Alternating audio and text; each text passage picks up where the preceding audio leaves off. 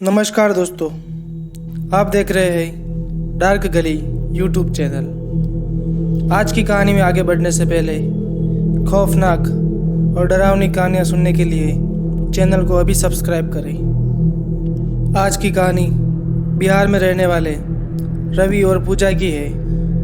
तो चलिए बढ़ते हैं आज की कहानी की ओर। रवि और पूजा की नई नई शादी हुई थी। दोनों का दाम्पत्य जीवन काफ़ी अच्छा चल रहा था। एक रात रवि और पूजा दोनों सोए हुए थे। पूजा की आँख अचानक खुल गई और पूजा का गला सूखने लगा। पूजा को बहुत ज़ोरों से प्यास लग रही थी। पूजा ने पलंग के बाजू में पड़े टेबल पर रखी बोतल को देखा तो वो खाली थी। तो पूजा उठकर रसोई में चली गई और पानी पीने लगी। पानी पीते वक्त पूजा को अपने हाथों से एक खुशबू आई। ये खुशबू उसी परफ्यूम की थी जो आज रवि उसके लिए लेके आया था और पूजा ने रात को ही उस परफ्यूम को लगाया था। वो पल याद करके पूजा के चेहरे पर एक मुस्कान आ गई और पता नहीं क्यों वो रूम में जाने के बजाय बालकनी में जाकर खड़ी हो गई और इधर उधर देखने लगी।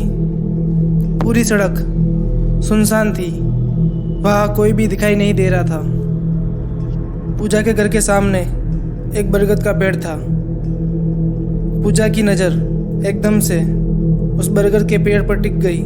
ना जाने क्यों उस पेड़ को पूजा देखे जा रही थी। फिर अचानक से एक ठंडी हवा का झोंका पूजा को महसूस हुआ और साथ ही एक गंदी बदबू आ रही थी।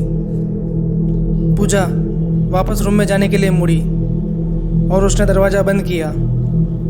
पूजा रूम में जा ही रही थी तभी फिर से ठंडी हवा का झोंका उससे टकराया। पूजा को यह बात अजीब लगी कि दरवाज़ा बंद होने के बावजूद हवा कैसे आई, साथ ही वैसी ही बदबू आ रही थी। पूजा मुड़ी तो उसने देखा कि दरवाजे के पास एक काला साया खड़ा हुआ है और घर की दीवार में से काला धुआं निकल रहा था। पूजा तो मानो जम सी गई थी। वो चाहकर भी हिल नहीं पा रही थी और ना मुंह से आवाज़ निकल रही थी। वो साया धीरे धीरे पूजा के पास आ रहा था। पूजा ने हिम्मत जुटाई और रवि को उठाने के लिए भागी।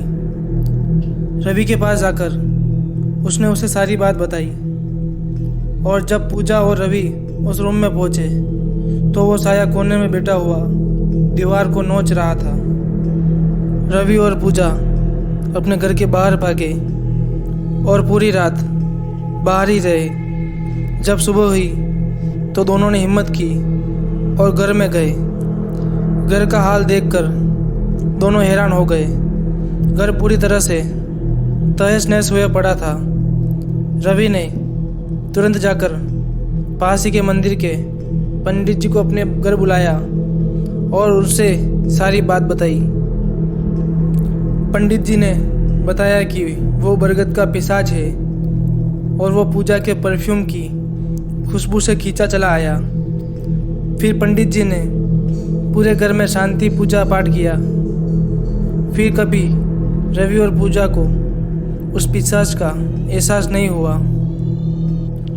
तो दोस्तों, आज की कहानी में बस इतना ही। अगर ये कहानी आपको अच्छी लगी हो तो वीडियो को लाइक करें और चैनल को सब्सक्राइब करें।